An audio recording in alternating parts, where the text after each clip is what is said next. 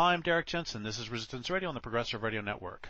My guest today is Sam Mace. She's the Inland Northwest Director for Save Our Wild Salmon, a coalition of conservation organizations, sport and commercial fishing businesses, and clean energy advocates working to restore wild salmon and steelhead to the Columbia and Snake Rivers. She works to build support for restoring the lower Snake River by removing 4 outdated dams on the lower Snake River that are preventing recovery of fisheries in Idaho, Oregon, and Washington. She lives in Spokane, Washington. So first, thank you for your work in the world, and second, thank you for being on the program. Looking forward to it. Thank you. So can you talk about the salmon in the lower Snake and, well, in the Snake River and also in the Columbia? Talk about how they used to be and how they are now.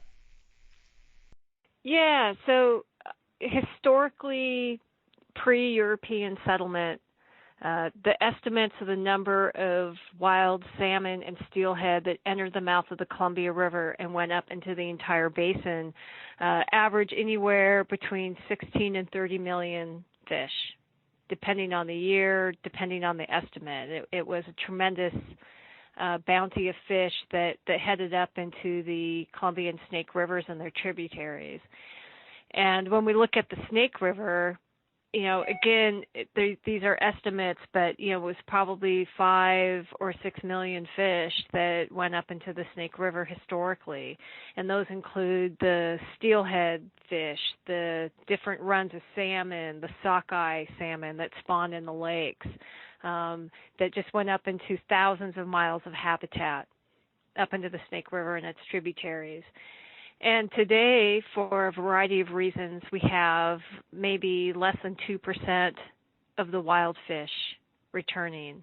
And that's because of development, it's because of overfishing at the turn of the century, and it's also significantly because of the number of dams that we have built up these systems that either completely block salmon off from their rivers of origin or severely impede their pathway, both as young, tiny smolts going downstream to the ocean and also the adults trying to get up.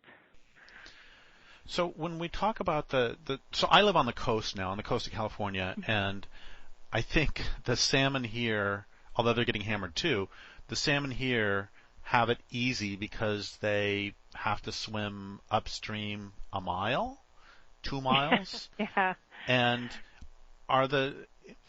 I don't know the answer to this question. Are the Snake River salmon, are they the longest salmon distance in the world, or are they just really long? That's a matter of debate, but I would say that the Snake River salmon probably travel the farthest of any salmon species in the world potentially, and certainly climb the highest. Some of these fish spawn upwards of 6,500 feet in elevation in those mountainous areas and those wilderness and areas in Idaho. So yeah, they go a long ways. Sockeye salmon that spawn up into the Idaho salmon or sockeye that spawn up into the lakes in central Idaho travel 900 miles inland, back and forth to make those. So yeah, they have a long ways to go, and they're built for that journey. That's why they historically were some of the biggest fish. They put on a ton of fat, and they were large salmon in order to make that journey up. And they are one reason so they're very resilient fish, but unfortunately we've built these series of large dams up the system on the lower Columbia, on the lower Snake, and then farther up the system that make it either impossible for them to get to their historic spawning grounds or very difficult.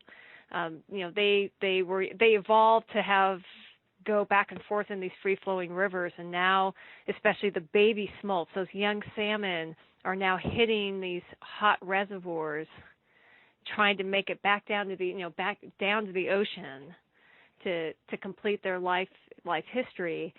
And instead of just riding the snow melt down tail first, they actually have to swim through these hot reservoirs that cause stress. It causes them more disease, and they're sort of sitting ducks for a lot of predator fish that gobble them up. So the mortality rate we're seeing on our fisheries right now is to the point where it's inching them to extinction every year. So I want to talk a lot more about dams in a couple minutes, but I have a couple more sort of semi-random questions. The first one is when you say there were big fish, how big are we talking? 100 pounds. You know, and I mean, the ones that you hear about a lot, and you see the famed photos of are the ones, the June hogs, you know, that made it up into the upper Columbia system and were caught and made it up into the Spokane area, which, you know, I know that you're familiar with, Derrick, having lived in this part of the world. You know, they were upwards and more than 100 pounds. And, you know, you saw some similar fish also in the Snake River that went way up the system. And, you know, we're losing those genetics of those big fish. And when the salmon go, I mean, so the life cycle of a salmon is that the baby salmon stay at home. How long do they stay up before they go to the ocean? And then how long do they stay in the ocean? And then they go up and then they die, correct? Yes, and you know, it really depends on the you know, the run of salmon and the type of salmon we're talking about. But yeah, they'll hatch out in their natal streams. Some salmon, spring, summer Chinook, spawn up in the tributaries. Some spawn, called fall Chinook, spawn in the big main stems of the rivers, like the main stem of the Snake River and the Columbia. You know, others, sockeye, go up into lakes. And so all these different fish sort of have their own life history and their own niche that they're sort of filling in the broader system. And so it can depends on it depends on the species on the run, whether it's months or it's a year, et cetera, before the young smolts decide to head on downstream to the ocean. When they get to the ocean, again, depending on the run, you know, they can spend 2 to 5 years out in the ocean before returning back. And then they head back up the river system and try to make it back to their home river to lay their eggs and spawn in the same river that they were born in. When we talk about salmon, and then we talk about steelhead. Now, steelhead are a little different. They are an anadromous fish, but they're technically a trout. They're technically a seagoing trout. And they have a life history much like salmon. However, the one difference with steelhead is that they can spawn more than once. Not all of them do, but they can. And they are, pretty resilient fish. So they go up and they spawn, and then they die on a free flowing. Oh, I thought you said the steelhead can spawn more than once. So the steelhead would float back steelhead down. Can. No, steelhead can spawn more than once, and then they head back out to the ocean and make the trip again. You know, I've been working on salmon issues for 30 years now, and it's pretty strange because it never occurred to me until this moment that you have a 100-pound fish who was out in the ocean for let's say it's 5 years. That's still gaining 20 pounds a year. They grow fast out in the ocean. They do, and it's, you know, one of those incredible designs by nature, right, where it is this way to get marine nutrients back up high up into these systems, right? You think of all the nutrients and things that are flowing downstream naturally in free-flowing rivers. And salmon are this mechanism for taking all these nutrients back that have flowed down into the ocean and heading them back up into the system.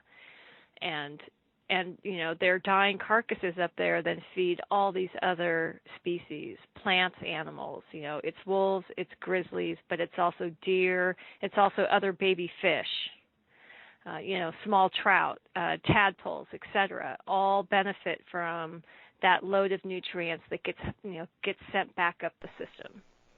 I don't remember the numbers, but I was reading somewhere that that baby salmon, like, I don't know, 40%, 60% of their nutrients come from other dead salmon that they feed on. That they're basically their parents feed them with their bodies as they're growing. It's a fairly large percentage even feed the baby fish. Yeah, I don't know the exact percentage. I'd like to see that study, but there's a direct correlation. And I've certainly seen studies looking at the health and survival of trout fisheries in streams where there is a salmon run where you have that nutrient load coming back up, because it feeds the young fish.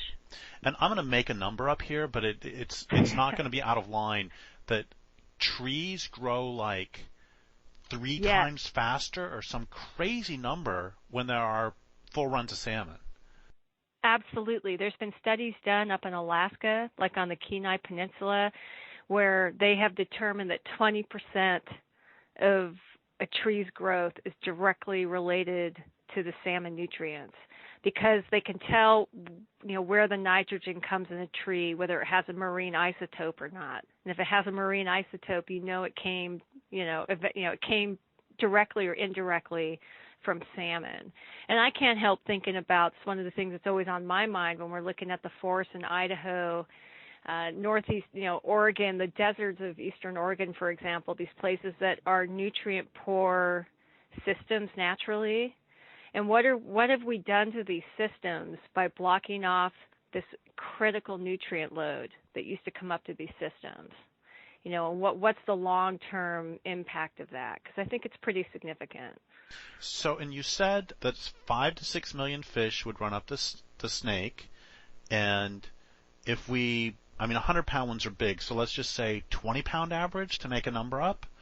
If we have 5 million times 20, that's 100 million pounds of nutrients every year that were brought, and if the populations are 2% of what they were, then that's obviously a lot fewer nutrients for everyone. So when we talk about salmon, we're not just talking about salmon. We're talking about, as you said, grizzly bears, wolves, trees, deer, everybody.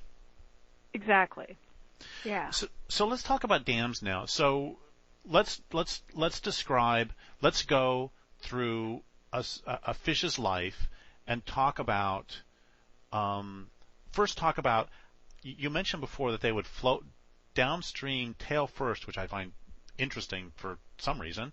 So talk about like how long it would take them to go from, I don't know,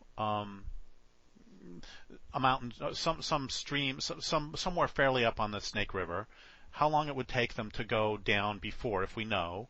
And then, so after we talk about that, then please run through the dangers posed by dams at every step. Let's follow a fish's life and talk about how a dam hurts it at every stage.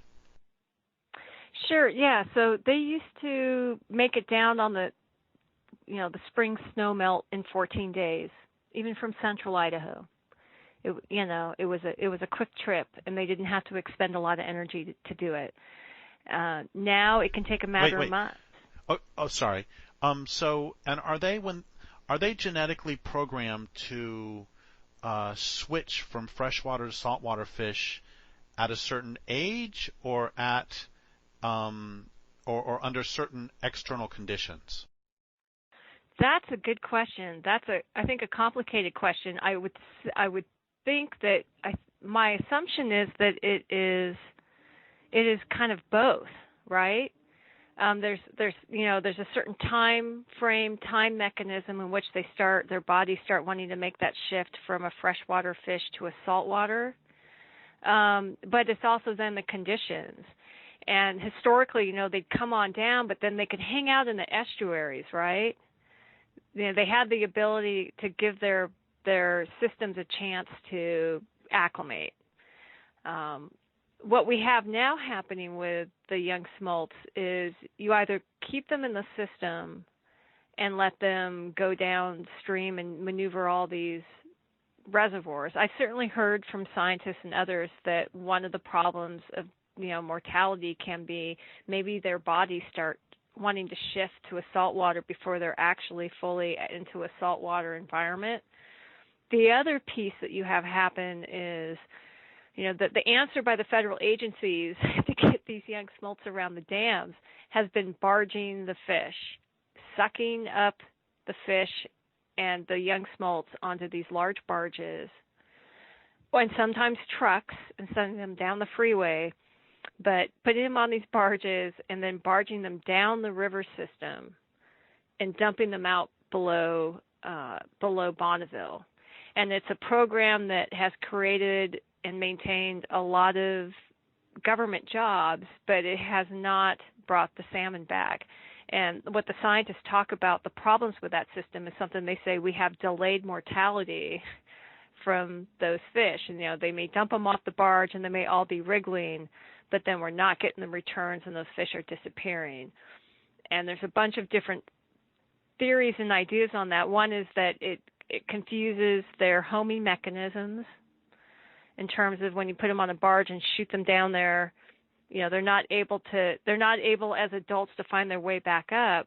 But then there's also some thought that it sends the fish then too quickly down the river, and their bodies are not having the time to kind of adjust and prepare for when they hit the estuary and then the ocean. So thank you. So I interrupted you. So we have a baby fish, and the first problem is that this baby fish does not have the stream is not as healthy as it would be if there had been 100 million pounds of nutrients dumped into the region. So we have a baby fish in an area that's not as nutrient rich as it should have been, but it survives that, and then it starts the journey. So tell me how dams hurt all the way down. So then you have these young smolts heading downstream, and they have evolved for a free-flowing river, and they will get to these impediments. Let's say the Snake River salmon get to their first big dam, which is Lower Granite Dam, downstream from Lewiston, Lewiston, Idaho, Clarkston, Washington, and Eastern Oregon or Eastern Washington, and they'll hit this reservoir. And so instead of being able to just float down tail first, they actually have to swim through these reservoirs because the current is real limited behind a dammed river. And so they have to spend a ton of time in this reservoir, and it causes them stress. The temperatures of the water are much higher, and salmon need cold water. You start getting mortality for salmon when you have temperatures going above 68 degrees for sustained times. So they're dealing with this impounded hot water.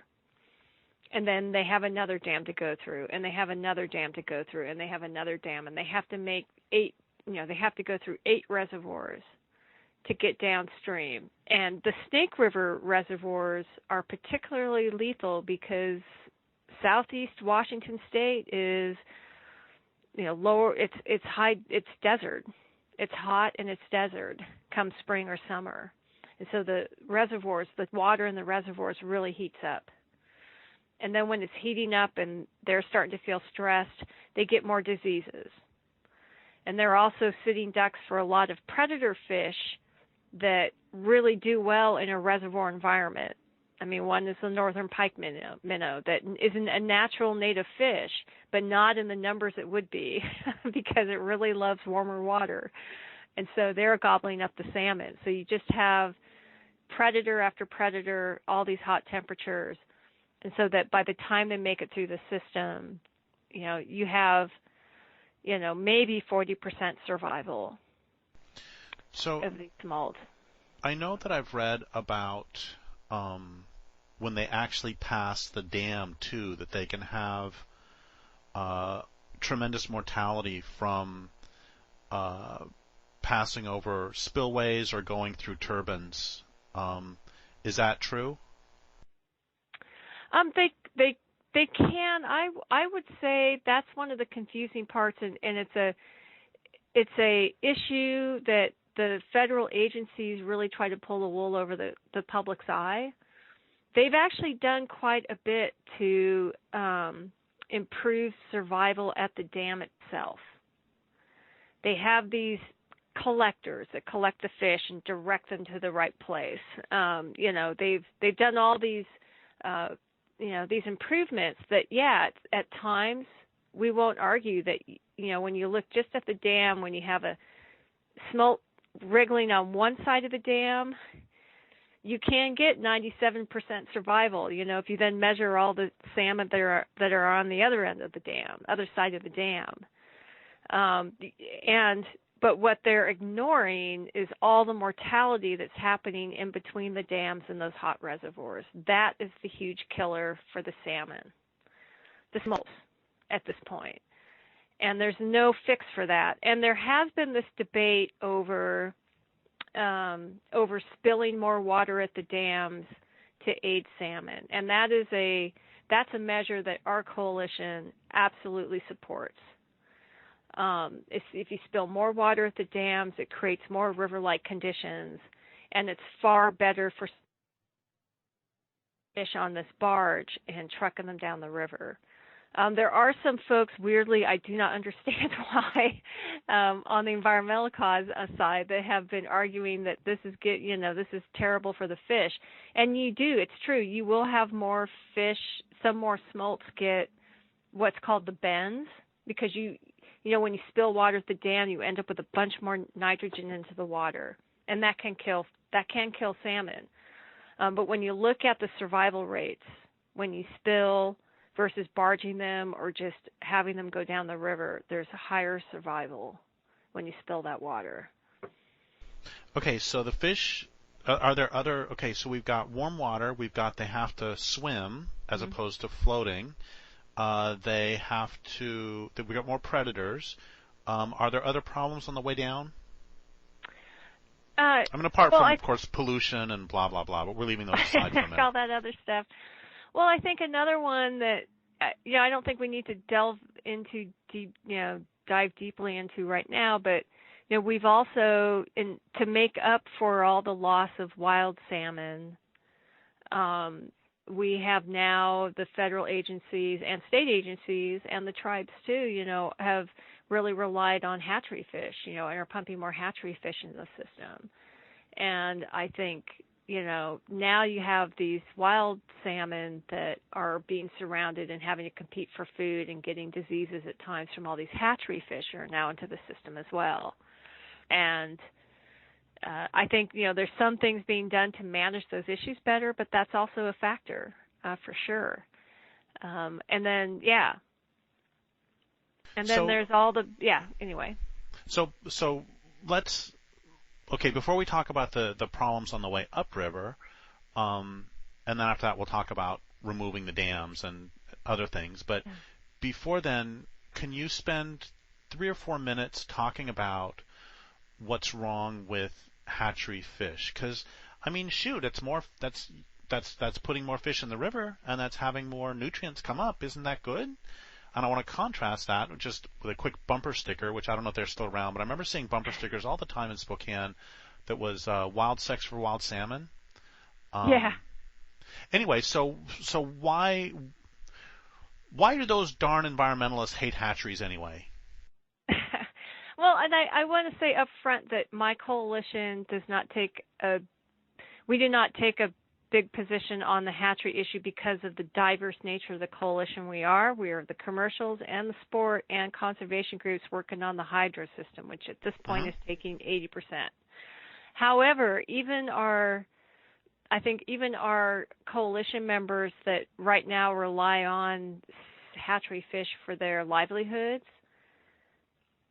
very much recognize the value and importance of making sure that we maintain those wild runs. That it's irreplaceable genetics, and these are fish that you're not having to spend hundreds of millions of dollars or whatever it is, I don't know, on hatcheries, right, to produce. And that it's those, personally, I really feel it's those genetics, those wild genetics that we have to maintain if we want salmon to survive in a warming world. And the way, though, hatcheries, and some hatchery, I also will say that the hatcheries are very important to the tribes, and we work closely with the tribes. But I think that there is agreement that hatcheries have done a number on some of the wild stocks, and particularly poorly run hatcheries. And the ways that hatchery fish can impact wild fish is by mixing genetically. As in a hatchery, some are run better than others, but you often have the same genetics circulating in them. And so they lose resiliency, and then they're out in the system, and they are then sometimes end up escaping and spawning with wild fish. And that has a huge impact. I wrote a book on zoos maybe 17, 18 years ago. Doing the research on it, one of the things that has always struck me, and I didn't know this before I wrote the book, is that even when you have captive breeding programs, which in some cases I agree with, within only a couple, 3 generations of captive bred creatures, you can start having some significant problems show up that wouldn't have shown up in the wild. I was amazed at how fast. I would have thought, it takes 50 generations of being raised in captivity before you see a difference, but it's actually really fast. Yeah. And it happens quickly. Okay, so let's go. We got the fish out in the ocean, and it swims around and goes wherever salmon go, and then it starts to swim back up. And now, how do the dams hurt on the way up? Okay, and I will say that for Snake River fish, where they go when they hit the ocean, the salmon, some of them turn south and head down the coast of Oregon and actually end up off the coast of California. The majority of them head north and end up mixing with all the salmon stocks up in Alaska. They go up north before they come back. And then they come back and they come up the Columbia, and as they're going up as adult fish, they're having their own predators. They have commercial fishermen, and they have sport fishing folks, and then they have the sea lions, which has been getting a lot of attention below Bonneville Dam. But then they have to hit these dams, and again, it's not as the mortality on the adults from the dams is not as high as the smolts, because you do lose a percentage of the adults that now on the dams with passage have to maneuver and make their ways up these human-built ladders that kind of mimic a uphill stream so that they can get up the dams. But it's exhausting. It's more energy. And then they also have to maneuver through these same reservoirs to get back up. And they are also affected by the rise in temperature, and in particular the endangered Idaho sockeye. Chinook salmon can take a little more heat than a sockeye salmon can. And so when the temperatures get high, we start losing significant numbers of wild sockeye. I know that on the Klamath, just south of here, that's a terrible, terrible problem. That they've had just huge mortality from, I don't know what the long name is, but the short name of the disease is ICH. Yeah.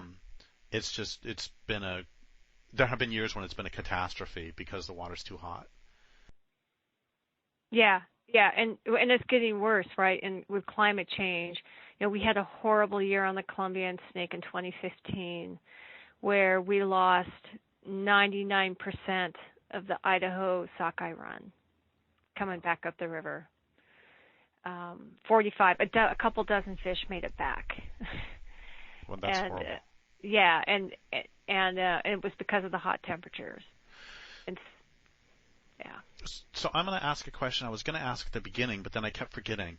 And I don't know the answer to this, but I have, as well as salmon, I've fallen in love with lamprey. And I love lamprey. And I've seen pictures of lamprey on the lower Columbia and on some of the rivers in Oregon that they were just as numerous as the salmon. They were just, it's like entire rocks covered with lampreys. Yes. And so how far up did the lampreys go? Did they make it all the way too? Yes, I'm so glad you brought the lamprey up, because I meant to mention them earlier. Yes, lamprey made it all the way up into the Snake River, a very important food fish for the Nez Perce and other tribes. That's crazy, because because salmon are built for speed, and they're strong fish. Tell people very quickly what a lamprey is and how awkward it would be for them to go hundreds of miles. Yeah, I don't even know really how they do it. So lamprey are a big eel with a suction mouth. And yeah, nothing like, they do not have the size or the fat on them like a salmon does. And they, just like the salmon, are anadromous, make their way down the river, spend time out in the ocean, and then travel back up. And one of the big problems with the lamprey is that, they built these fish ladders for the salmon and steelhead, but those are not set up for lamprey. The lamprey have a really difficult time trying to make it up those ladders. And so the lamprey are in horrible, horrible shape in the Snake River. I would recommend that people listening to this try to look up a video of, I don't know what the search terms would be, like lamprey climbing waterfall or something. I mean, honestly, it makes me cry how hard they're working. I mean, it's wonderful to see salmon jumping. It's beautiful and just shows how just strong the urge to live is. And then lamprey don't have that. What lamprey have to do is grab onto the rock and then throw themselves up an inch, 2 inches, and then do it again and do that all the way up the rock face. It's one of the most stunning things I've ever seen. Yeah. I would encourage people to look at that. So let's talk about what your coalition wants to have happen with the four lower dams. And we're about 30 minutes and we have about 15 to 18 minutes left. And okay. I want to leave some time also to talk about what the heck do the snakes on the dams on the lower Snake have to do with orcas? I do want to leave some time for that. Do you want to talk about that first? Absolutely. Or do you want to talk about dams first? I mean, what you want to do with the dams first? Well, yeah, let's talk a minute about the orca, because I don't want that to get short shrift. For years we've worked with the Orca Advocates in the Puget Sound, because our orca whales in the Puget Sound, unlike other pods and other communities of orcas around the world that eat sea lions and seals and other critters, our orcas in the Puget Sound and the Salish Sea primarily eat only Chinook salmon. That is their food source. And it's their culture and it's their community and it's what they eat. And we have seen the orcas, have declined for a number of reasons, including the, horrific capturing of them by SeaWorld in the 70s. But since then, we are, particularly in the last 2 decades, we've really seen some steep declines in the numbers of our orca whales due to the fact that there is not enough salmon for them to eat. And so when they don't have enough salmon to eat, of course, in the worst case, they can be starving, which they are now. But it also really elevates all the other stressors that those poor whales have today. When they're more stressed when they don't have enough food. So dealing with boat traffic, dealing with loud noises, dealing with all those other stressors, they're less able to do that. And particularly the most heartbreaking way that a lack of salmon is affecting these orcas is that when an orca mother gives birth to a calf, she needs to feed and breastfeed that orca just like a human mother does. And if she doesn't have enough food in her system, just natural salmon that she's eating, she's having to rely on her fat reserves. And because of all the toxics in the Puget Sound, her fat reserves are full of PCBs and toxins and other awful things. And so she ends up giving this chemical load to her calf that they've also connected with a lot of the calf deaths that they're seeing. And so what we've seen in the last few years is a whole number of whales die.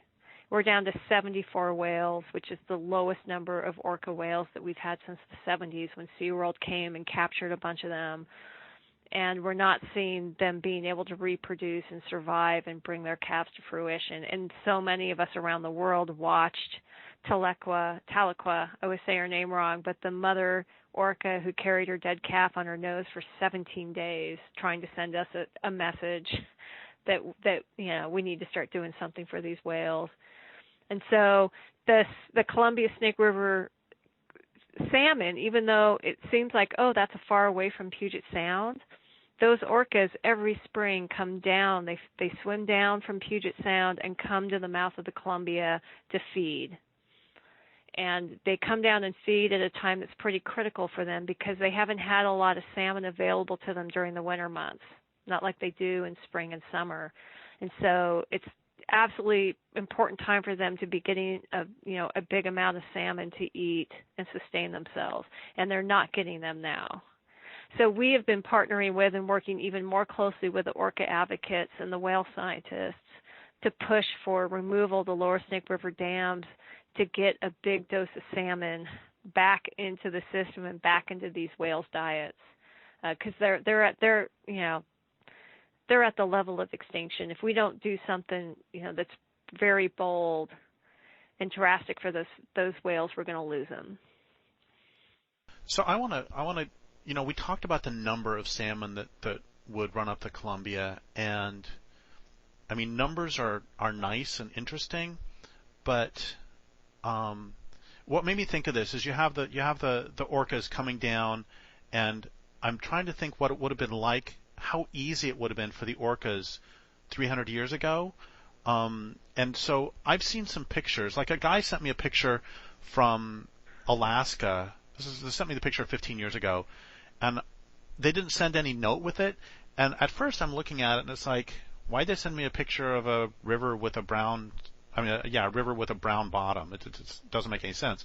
And then I look more closely, and I see that at the edge of the river, it's actually yellow. And then I look more closely, and I see the reason it's yellow at the edge is because that's sand.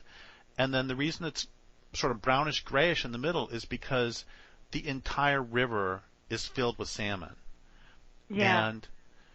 And I remember reading about, there was a run of salmon up the Fraser River back in 1933 or something, that basically the salmon had to form a queue outside the river, and it was a plume that was, I don't know, I'm making up the numbers, but it was like 12 miles wide and 32 miles long or something. It was just, this is what you had. That's what 100 million fish looks like, or however many fish, 60 million fish, however many fish it was.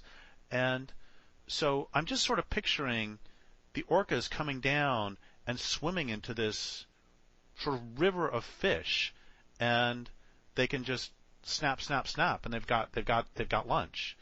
And when there are fewer fish, then they have to. Not only are there fewer fish for them to eat, but they also have to work a lot harder to get them. I just, the pictures I've seen of the salmon runs, it's like when people talk about the passenger pigeons darkening the sky for days at a time in the eastern United States. It's just the pictures I've seen and the accounts I've seen. The Klamath River just south of here in the 1930s, the Klamath is pretty big. It's the second biggest river on the west coast of the United States after the Columbia. And the entire river was described as, quote, black and roiling with fish. And, I don't think we have any clue. Just, anyway, that's just, You can say anything you want about that, or we'll go on to dams, whatever you want.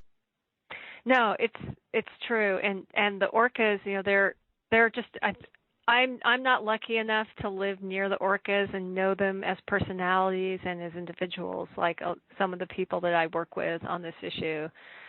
But they tell me how much the orcas used to play and just have fun out there, and now they're subdued, right? You have these creatures that are now having to spend most of their energy and their waking hours looking for food. And it's an incredible stressor. So we have about 7 minutes left.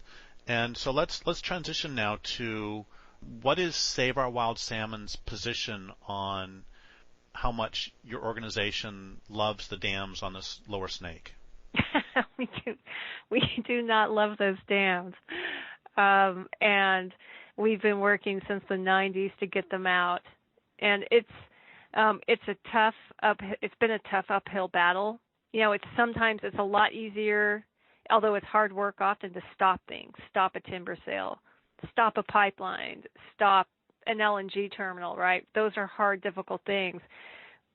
We're in a position, right, where we're trying to get the federal agency to take a big action, a proactive action, to remove 4 dams, and it takes time, and it's taken time on every other river where we've seen dams come out. So I actually I am today most hopeful I've maybe ever been that we're going to get those 4 dams out. And the reason is, there's a lot of reasons for it. You know, in addition to the huge impact that they're having on salmon, the huge connection now and recognition of their impact on orcas has completely changed the politics on this issue. Governor Inslee can no longer ignore the Snake River Dam issue because he's hearing from so many people in Washington State, so many of his constituents. The other piece that is really changing the debate over here where I live in eastern Washington is that the benefits that we've historically received from those dams have been in steep decline. They've never been flood control dams.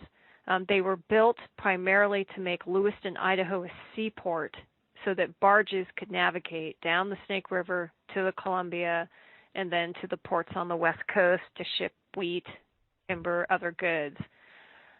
What we've seen over the last 20 years is, for a variety of reasons, that farmers and shippers have been going back to rail and going back to other means of getting their goods to market, and the barging on the Snake River has declined 70%. So the argument for keeping them, that there's some sort of linchpin to our economy over here, is just getting harder and harder to say with a straight face. In terms of energy, that was sort of their secondary purpose. We've also seen the relevancy of those dams on that level decline as well. Today we have, with the rise in renewables like solar, wind, better energy efficiency, etc., that energy is not worth what it was, and we have even more opportunities to replace it. And so that whole argument for keeping the dams has really declined.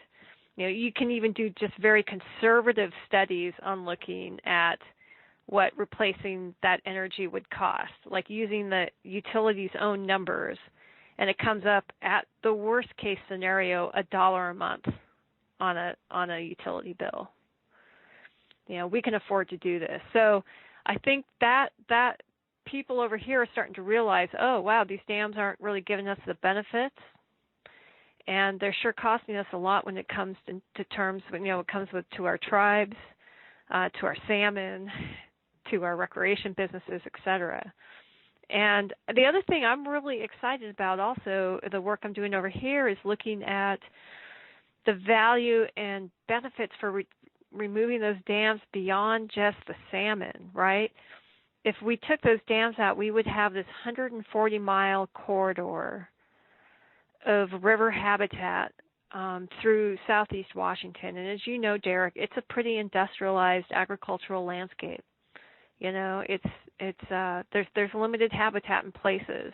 Here we could have this like river corridor with 14,000 acres of land no longer underwater down here in southeast Washington, and so it would benefit not just salmon, not just steelhead, but all kinds of birds and wildlife and native plants that we could have back into that corridor. And it would connect, the foothills in the northern Rockies up near Lewiston all the way down to Tri-Cities, not far from the Cascades. And I think the more we can do to create those kinds of big connections between mountain systems before ecosystems as we face climate change, the better off we're going to be, not just for salmon, but for all these other critters and for people too. And let's spend like 1 minute talking about how fast rivers recover when dams are removed, whether it's the Elwha or whether it's dams in Maine. That my understanding is that it was a matter of weeks when on the east it'd be shad or seagoing bass or some other creature. It takes even on human terms, it takes almost no time at all for the fish to start coming back. Absolutely. In every dam removal, major river restoration that's happened, the fish have come back far more quickly than the scientists even predicted, within weeks, and they've also been just impressed at how the river really repairs itself in terms of its riparian area. And so I think we would see benefits on the snake in terms of salmon within a couple of years. We probably have a few more challenges in terms of rehab and rehabbing the banks just because of noxious weeds and things like that, but it's entirely doable. I think it would happen far more quickly than anyone allows himself to believe. So if somebody wants to get involved, tell us a little bit more about, we've got like 2 minutes left, tell us about your organization and how people can help Save Our Wild Salmon or help the salmon in general. Yeah, there's lots of ways to get involved depending on where you live. You can certainly go to our website, sign up for our alerts so you know what's happening. And your website is? wildsalmon.org. And people can reach out to me directly, Sam, S-A-M, at wildsalmon.org if they want some more pointers. But you can sign up and you can, see the alerts and see how you can engage. If you live in the Northwest, like Oregon, Washington, we really need calls into the governors and the senators and electeds urging them to support dam removal and take action. And state senators or national senators? National senators. Okay, sorry, go ahead. Yeah. And also right now in Washington State, if you're in Washington State, contact your local legislators also in the Washington legislature. There's a bunch of proposals moving forward right now coming from the governor's office to support to study and bring people together to look at dam removal and also other measures to help the orca that are relating to salmon recovery. So there's a lot happening on that front. If you have a local, Sierra Club chapter, there's a bunch of other organizations, and you can look at a list on our website also of all our coalition members. If you have a local group to get involved with, that's great. Lots of different people are working on it. Also, I really encourage people to spread the word and help educate friends and neighbors. If there's a local organization or you want to bring a presentation to your community, reach out to us. We'll find someone to come down and do that or give you guys the slideshow and the prep notes so that you can do your own presentations. There's also an incredible film coming out in a couple months called Dam to Extinction, which is all about the orcas and the connection to the Snake River. And you can get more information on that at damtoextinction.com. And so keep an eye out for screenings of that film, either in your community or when it starts, when it's released in a couple months, you can schedule your own screening in your own town. Well, thank you so much for all of this, and I would like to thank listeners for listening. My guest today has been Sam Mace. This is Derrick Jensen for Resistance Radio on the Progressive Radio Network.